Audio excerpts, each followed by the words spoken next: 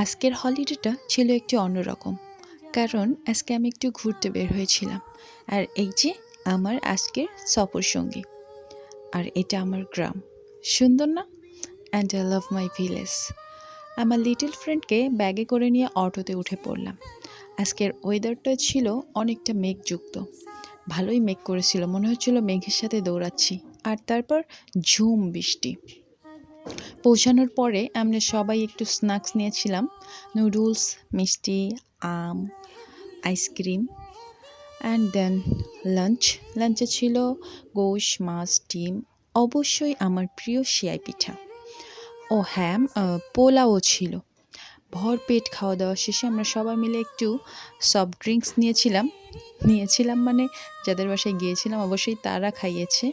আর তারপর ফেরার পালা, এই যে তাদের গাছের পেয়ারা। আলহামদুলিল্লাহ, আজকের দিনটা খুবই ভালো ছিল।